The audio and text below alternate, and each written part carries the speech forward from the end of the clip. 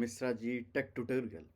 आज हम लोग क्लाउड कंप्यूटिंग के अंदर में आने वाला एक टॉपिक जिसका नाम है कैपिटल एक्सपेंडिचर के बारे में पढ़ने जा रहे हैं। कैपिटल एक्सपेंडिचर का मतलब होता है एक कंपनी जो लंबे समय के लिए जब बड़ा खर्च करती है उसको हम लोग कैपिटल एक्सपेंडिचर कहते हैं। कैपिटल का मतलब होता है जो इन्वेस्टमेंट, जो खर्च हम लोग कंपनी के अंदर में करते हैं, और एक्सपेंडिचर का मतलब हो गया खर्च। तो एक कंपनी में लंबे टर्म्स तक, लॉन्ग टर्म तक किए गए खर्च को हम लोग कैपिटल एक्सपेंडिचर कहते हैं, जिसको शॉर्ट में कैपेक्स कहते हैं। कैपेक्स मतलब हुआ जैसे कि हम एक नया मशीन लिए, एक नया बिल्डिंग बनाए, एक सर्वर बनाए, डेटाबेस बनाए, तो जितना सारा हम लोग इन्वेस्टमेंट किए वो सारा इन्वेस्टमेंट कैपिटल एक्सपेंडिचर के अंदर में आता है। तो ये जो इन्वेस्टमेंट होता है वो ऐसा नहीं होता है कि एक बार में सारा का सारा इन्वेस्टमेंट हो जाता है या हम खर्च कर देते हैं। हमारा जो इन्वेस्टमेंट होता है, जो एक्सपेंडिचर होता है, वो कुछ स्टेप्स को फॉलो करता है, जिसको हम लोग इस एक टेबल के फॉर्म पर, एक ग्राफ के फॉर्म पर समझते हैं। सबसे पहले होता है विश लिस्ट। मान के चलते हैं आप एक सॉफ्टवेयर कंपनी बनाना चाहते हैं, तो उसके लिए आपको सबसे पहले एक नए मशीन्स, एक नए सॉफ्टवेयर, एक आइडिया को लाना पड़ेगा, जिसको हम लोग कहते हैं विश लिस्ट। मतलब आपको करना क्या है इसके बारे में आपने सोचा और उसका आइडिया अपने अंदर में लाया, तो उसको हम लोग कहें विश लिस्ट। इसके अनुसार से फिर आपने बजटिंग किया। जब आप डिसाइड करते हैं कि आपके पास कितना पैसा अवेलेबल है या इस प्रोजेक्ट के लिए आप कितना पैसा इन्वेस्ट कर सकते हैं, इस आइडिया के लिए कितना पैसा इन्वेस्ट कर सकते हैं, तो उसको हम लोग कहते हैं बजटिंग। जब आपने एक बजट बना लिया, इसके बाद होता है एक्सपेंडिचर रिक्वेस्ट। एक ऑफिशियल रूप से रिक्वेस्ट रेस किया जाता है, अप्रूवल के लिए डॉक्यूमेंट बनाए जाते हैं और मैनेजमेंट किया जाता है। फाइनेंस टीम बैठ करके इसका रिव्यू करती है कि कितना कितना खर्च किस किस चीज़ में करना चाहिए और कितना कितना खर्च किस में होगा। इसके बाद आता है फॉरकास्टिंग। फॉरकास्टिंग में होता क्या है कि हम लोग इसमें फ्यूचर का अंदाज़ा लगाते हैं कि आने वाले समय में ये इन्वेस्टमेंट हमें प्रॉफिट देगा कि नहीं देगा, कितना रिटर्न देगा, आगे इससे क्या आने वाले समय में फ़ायदा होगा। तो ये सारा बात जो है वो फॉरकास्टिंग के अंदर में आता है। इसके बाद बात करते हैं प्रोजेक्ट कंप्लीटेशन के बारे में। प्रोजेक्ट को एग्जीक्यूट किया जाता है, इसमें मशीन लाया जाता है, सिस्टम को इम्प्लीमेंट किया जाता है और प्रोजेक्ट को पूरी तरह से कंप्लीट किया जाता है प्रोजेक्ट कंप्लीटेशन फेज में। इसमें पूरी तरह से जो आपका प्रोजेक्ट है वो बन करके तैयार हो जाएगा। इसके बाद आपने जो इन्वेस्टमेंट किया था उसका आप रिव्यू कर दे कि मैंने जो इन्वेस्टमेंट किया था, क्या वो इन्वेस्टमेंट सही है, क्या आपको वो प्रॉफिट देगा, लॉस देगा, क्या करेगा। आपने जो इन्वेस्टमेंट किया उससे जो एक प्रोजेक्ट बन करके तैयार हुआ, उस पर आप एक तरह से देखते हैं कि क्या हुआ, सारा चीज़ मेरा सही है कि नहीं। और इसके बाद लास्ट में आप अपने रिजल्ट को एनालाइज करते हैं। तो ये जो पूरा प्रोसेस है, ये प्रोसेस है आपका कैपेक्स का। कैपेक्स का मतलब कैपिटल एक्सपेंडिचर का पूरा प्रोसेस है। इस तरह से एक बड़े कंपनीज में, एक बड़े सॉफ्टवेयर कंपनीज या किसी भी एक बड़े इंफ्रास्ट्रक्चर्स में इसी तरह से काम होता है। इस तरह के स्टेप बाय स्टेप को फॉलो किया जाता है। तो अगर हम लोग एक शॉर्ट टर्म में समझे कि कैपिटल एक्सपेंडिचर क्या होता है, तो कैपिटल एक्सपेंडिचर में सबसे पहले हम लोग प्लान करते हैं हमें करना क्या है, उस हिसाब से हम खर्च करते हैं, स्पेंड करते हैं। इसके बाद फिर हम उसको रिव्यू करते हैं कि हमने जो खर्च किया है वो सही है या गलत है। अगर कुछ उसमें प्रॉब्लम समझ में आता है तो उसको फिर हम लोग समय के साथ इम्प्रूव करते हैं। तो ये सारा बात था हमारा कैपिटल एक्सपेंडिचर का, जिसमें हम लोग एक मान के चलते हैं आईटी में हम एक सॉफ्टवेयर कंपनी को खोल रहे हैं तो इतना सारा खर्च हमको करना पड़ेगा। या आप कोई भी प्रोजेक्ट पर काम कर रहे हैं, एक बिल्डिंग बन रहा है या एक बाइक बन रहा है, कुछ भी कोई भी एक प्रोजेक्ट पर काम चल रहा है, तो इसी तरह से जो है चीज़ों को एस्टिमेट किया जाता है। इसके बाद आता है कैपेक्स, के बाद आता है कैपेक्स और ओपेक्स। तो कैपेक्स तो हम समझ में आता है कि कैपिटल एक्सपेंडिचर हुआ जो हम लोग खर्च करते हैं। कैपेक्स जो होता है वो वन टाइम परचेस होता है, मतलब एक बार हम सारा जो एसेट्स होता है उसको हम एक बार में परचेस करते हैं, सारा खर्च करते हैं, और ये खर्च हमारे लिए बहुत ही बड़ा होता है। जैसे आप एक सॉफ्टवेयर कंपनी बना रहे हो तो आपको सर्वर के लिए, आपके कंप्यूटर्स के लिए, आपके स्टोरेज के लिए आपको एक समय में बहुत अधिकतम खर्च करना पड़ेगा। लेकिन ये ओपेक्स में नहीं होता। ओपेक्स का फुल फॉर्म होता है ऑपरेशनल एक्सपेंडिचर, मतलब आपको काम करने में जो खर्च लगेगा। कैपेक्स हुआ जो आपने कैपिटल बनाया, जो आपने अपना साम्राज्य खड़ा किया, लेकिन ओपेक्स में जो आप उसको चलाने के लिए लग रहा है। तो कैपेक्स में आपने एक टाइम का परचेस किया, मतलब एक टाइम में आपने बड़े बड़े एसेट्स को खरीदा, जैसे बोल सकते बहुत 100 कंप्यूटर्स खरीदा, उसका स्टोरेज खरीदा, आपने बिल्डिंग बनाया, तो ये सब आपका कैपेक्स के अंदर आता है। ओपेक्स हो जाता है सब्सक्रिप्शन फॉर्म, जैसे हम लोग सब्सक्रिप्शन लेते हैं नेटफ्लिक्स का, तो उसमें हम लोग क्या करते हैं, डायरेक्टली बस हम लोग पे करते हैं मंथली वाइज और फिर उसको हम लोग यूज़ करते हैं, उसमें हमें कोई भी चीज़ खरीदने का कोई भी ज़रूरत नहीं होता है।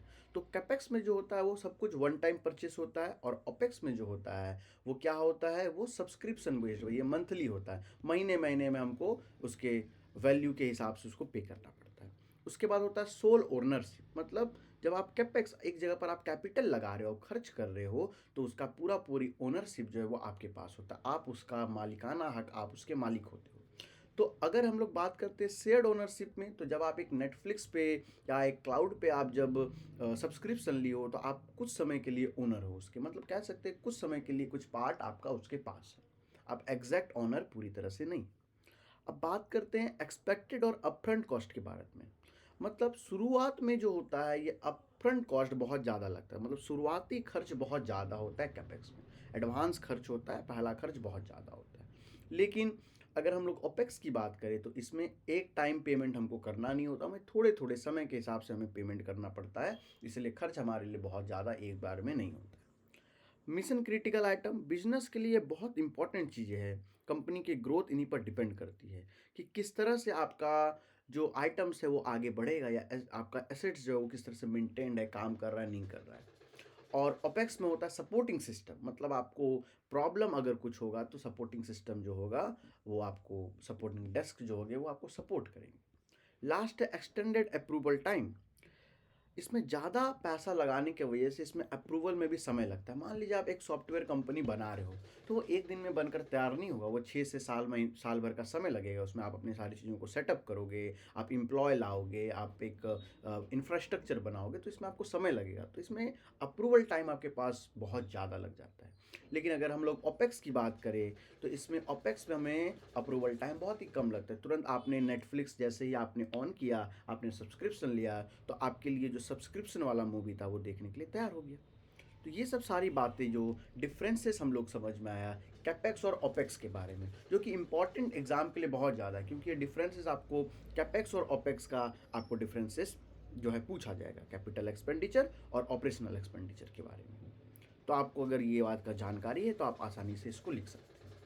अगर कैपेक्स और ओपेक्स के बारे में आपको बहुत अच्छी तरीके से समझ में आ गया है, तो आप अभी मेरे कमेंट सेक्शन में यस लिख सकते हैं और सब्सक्राइब कर सकते हैं, लाइक कर सकते हैं, और फिर आप इसमें आगे बढ़ सकते हैं, क्योंकि सब्सक्राइबर साथ साथ बहुत ज़रूरी है, क्योंकि हम लोग इतना मेहनत करते हैं तो चाहते हैं थोड़ा आपका सपोर्ट रहे, क्योंकि आपको सब्सक्राइब करने में कुछ भी नहीं लग रहा है, आपका एक सपोर्ट हमारे लिए और मोटिवेशन होगा, और अच्छा पीडीएफ लाने के लिए और हम लोग मोटिवेटेड रहेंगे और अच्छा काम कर पाएंगे। आगे बात करते हैं कि कैपिटल एक्सपेंडिचर किस तरह का होता है। जैसे कि एक आपने एक्सपेंस किया कहीं पर, तो हो सकता है आप जब एक कंपनी बना रहे हो तो आप बिल्डिंग पर एक्सपेंस करो, या अपनी मशीनरीज को और अच्छा करने के लिए आप एक्सपेंस कर रहे हो, या आप इंफ्रास्ट्रक्चर को बनाने के लिए कर रहे हो, या हार्डवेयर खरीदने के लिए कर रहे हो, या ट्रैवल्स के लिए व्हीकल्स खरीद रहे हो। तो जो भी इन्वेस्टमेंट हम लोग करते हैं वो अलग अलग तरह का इन्वेस्टमेंट होता है अकॉर्डिंग टू आवर नीड।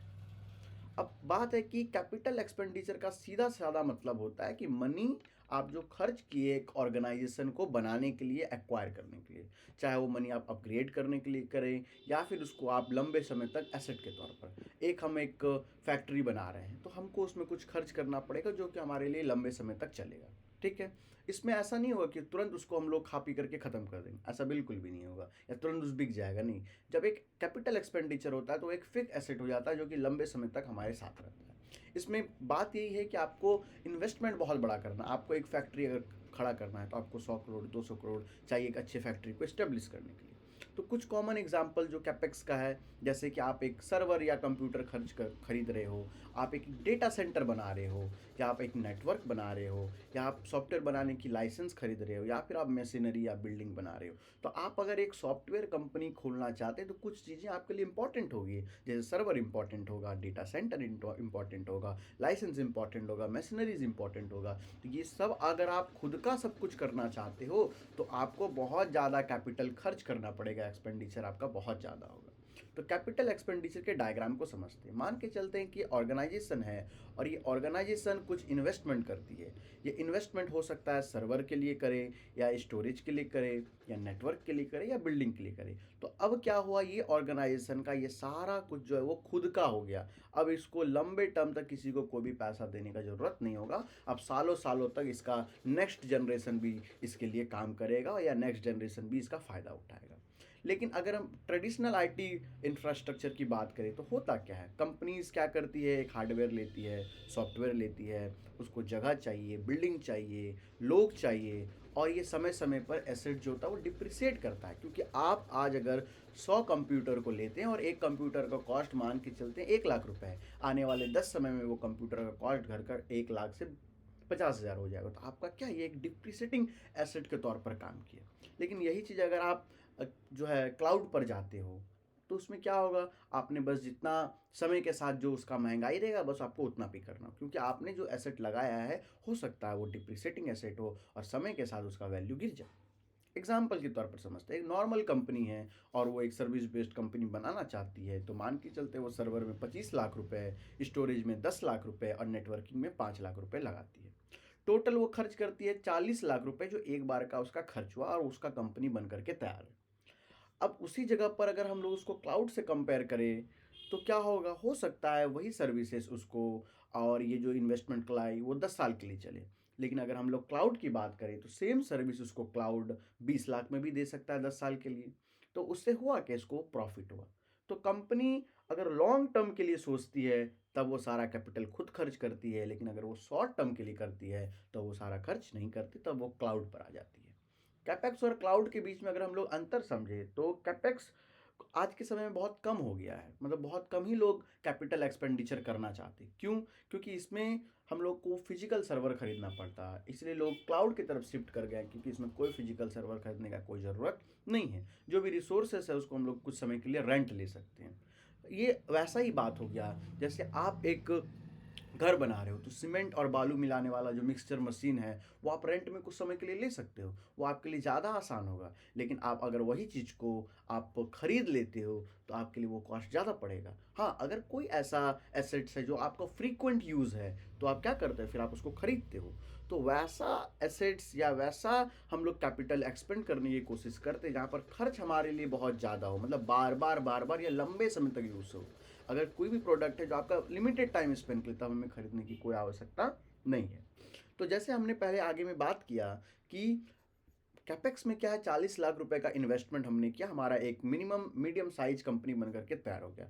वही अगर हम लोग क्लाउड पर आते हैं तो 40 की जगह पर वो काम हो सकता है 1 लाख रुपए पर महीने पर हो जाए। और 1 लाख रुपए पर महीने पर हो जाए तो हमारा काम आसान है।